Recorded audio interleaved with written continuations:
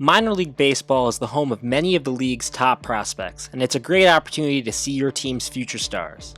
The Brooklyn Cyclones have developed current and former Mets starters, including the likes of Michael Conforto, Pete Alonso, and Brandon Nimmo. They're also no strangers to housing top prospects, rostering the organization's top 3 prospects last year. You'll have the chance to see top prospects once again in Brooklyn, as the Mets have assigned a pair of top 10 prospects to the Cyclones. I'm Lou Orlando with another edition of Life in the Minors, a production of WFUV Sports. Meet Alex Ramirez and Dominic Hamel, the number 4 and 9 prospects in the Mets system respectively. The two had been tearing it up in Low A St. Lucie, so much so that they earned a mid-season call-up to High A Brooklyn on July 4th. While only 19 years old, Ramirez is already a highly lauded prospect. The youngster has been a top 10 prospect in the Mets organization since signing, and recently became a top 100 MLB prospect. MLB.com currently has him ranked as the 87th prospect in the MLB and the 15th best outfield prospect. The Mets used their highest bonus of the 2019-2020 international period on Ramirez, signing the Dominican outfielder for $2.05 million. They sent him to Low A St. Lucie the following year at age 18, where he hit .258 with a .710 OPS in 76 games. He stayed in St. Lucie for the start of this season and saw improved success, hitting .284 with an .802 OPS. He's currently hitting .205 in 11 games with Brooklyn, but it's too small of a sample size to make any judgments on his stats. Cyclones manager Luis Rojas pushed back on the idea that Ramirez has struggled. I don't think he has a struggle yet. I think he's been doing good. I think in the first 3 games he had like 5 hits. Yeah, the last 2 games, a couple of strikeouts, but everybody can have that. I think he's doing a good job here. Yes, you're gonna have to do some adjustment because I think pitcher here is a little bit smarter and they throw more secondary pitches for strikes than over there. But I think that adjustment, I'm all confident that he's going to do the adjustment. With questions about his ability to hit for power in-game, Ramirez has displayed a strong power stroke since coming to Brooklyn. Nearly half of his hits have gone for extra bases, including a game-winning RBI double in his 3rd game with the team. Ramirez is without a doubt a special talent.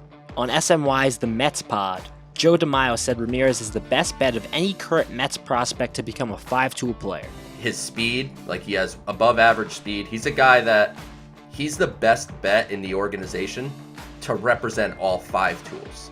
I don't like to say the 5-tool player because then everyone just assumes you're talking about Mike Trout or the elite of the elite. I don't know what his truly elite trait is, but everything is above average. Rojas cautiously echoed DeMaio's sentiments. I think so, yeah. Like I said, I think he has 5 tools, and I think he's still early. He just got here to High A. It's just 19. A lot of things can happen to his favor, and it's a lot of baseball left. But I think the way he's doing things, I think he's going to develop the right way. Ramirez has above average speed and a plus arm. He's currently being developed as a center fielder, but has the arm strength to play right field as well. Standing 6'3" with a long, ferocious swing, he should be more than capable at hitting for power. There are questions about his ability to make contact consistently. Ramirez had 104 strikeouts in just 76 games last year, striking out in over 31% of his plate appearances. Alex has improved significantly in that department this year. Through 78 games and with 20 more plate appearances than last year, Ramirez is striking out just 22% of the time. Rojas believes that Ramirez can make further improvements to his approach. He's only 19. He has a lot of room to improve. He needs to keep getting better and more efficient on different things. Approach-wise, more consistent swing. He has a good swing, but you don't want to stay there. You want to keep getting better. Polish more his swing, refine a little bit more his approach, and those things are gonna get him better. Ramirez has ample time to refine his swing and approach. There's no doubt about his raw talent, and Mets fans can expect to see him in the big leagues as early as 2024. Dominic Hamel is a slightly more under-the-radar prospect. The 23-year-old pitcher out of Dallas Baptist University recently became a top 10 prospect in the Mets organization. Heralded as a high spin rate guy, Hamill fits right in with the advanced analytics of today's game. Undrafted out of high school, he elected to play JUCO ball at Yavapai College, pitching to a 3.2 ERA in 2 seasons. He transferred to Dallas Baptist University in 2021, where he burst onto the scene, pitching to a 4.2 ERA and leading DBU to a conference championship and into the Super Regionals as the ace of the staff. Hamill's 13 wins were second in the NCAA, only behind Vanderbilt's Kumar Rocker. His 136 strikeouts set a DBU record and ranked 9th in D1 baseball. Hamill was selected by the Mets with the 10th pick of the 3rd round in the 2021 MLB Draft. He made 2 brief appearances last year, pitching a scoreless 3 innings at Low A St. Lucie. Like Ramirez, he remained there to start this season. Despite a shaky first couple of games, Hamill settled in and excelled, posting a 3.84 ERA in 13 starts. Last year, coming out of school, I was already feeling well. I knew I wasn't going to be getting shipped out anywhere, so I was just shoving it down in that GCL league in that short season.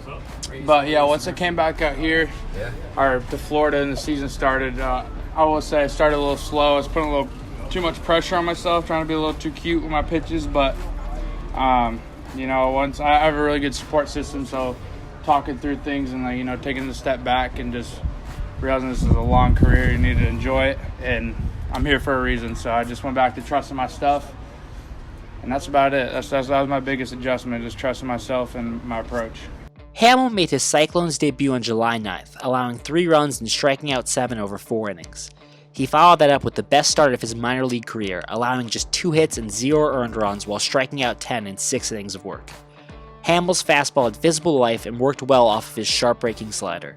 Both are no doubt a product of his high spin rate. Hamill has been described as a spin rate darling. His fastball averages upwards of 2,400 RPMs. For reference, Jacob deGrom's fastball averages slightly above 2,450. Hamill's average spin rate would rank top 50 in the MLB among all active pitchers this season. I think it started when I was playing in high school and I was an outfielder. I knew I had a good arm and thought I just had a strong arm, but it was really just that flight of the ball and how well I was spinning it. I was just oblivious to that time. And once I got to JUCO, started pitching a lot more, and I got told I had life on my fastball. I was like, cool, I'm throwing gas. That's fantastic. And then once I got to DBU, that's when my coach, we had one of our first fall scrimmages there. And, I just carved it up for an inning, and my coach brought me over. He's like, are you using any sticky stuff? And I was like, no. I didn't even really know what sticky stuff was besides pine tar. And then that's kind of when that door to the analytical side and, this era of baseball, when that just got blown open. Hamill's spin rate gives his pitches a high ceiling to play at the major league level. Still, in an era where many pitchers put extreme emphasis on increasing their spin rate, Hamill doesn't see it as an end-all be-all, but rather a good indicator that his pitches are sharp. I wouldn't say that it's definitely not a focus during the game. That's something I look at, post-game report and, bullpen reports, but I feel like more than anything, it's kind of like a comparison tool and, something that you can look at and attach to a guy that makes a guy distinguishable. And, I've been blessed to have that work in my favor, but I wouldn't say, necessarily need to have, you definitely don't need to have crazy spin numbers to pitch. Pitching is pitching, but if you got, electric stuff that all shoots out the same tunnel well, then yeah, rock with that. Unlike most players at the high A level, Hamill has a legitimate 4-pitch repertoire, featuring a fastball, slider, curveball, and changeup. He has experimented with a cutter, but his focus remains on developing his 4 primary pitches as his confidence continues to rise with each one. They're all up there for sure. Definitely bread and butter is fastball, slider. Those both explode out the hand well, and when I'm tunneling them well, it's pretty evident because there's just no one on base, and that's the goal every time. But yeah, no, I've gotten a lot more confident with all my pitches. They're all high spin. The changeup, no one really has a high spin changeup unless you're Devin Williams. But just the comfortability I've built over the past several years, and just being at the complex alone with the Mets, it's gone up. I'm definitely, and at this level too, you have to mix a lot more. Like I could have gotten by throwing a fastball and a slider, but I want to be a starter in the big leagues, and so I want to develop all my pitches and be comfortable with all of them. Hamill was a strikeout machine in college.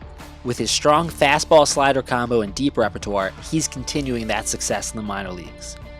Dominic has 17 strikeouts in just 10 innings pitched with Brooklyn, and is currently averaging 10.8 Ks per 9 this season.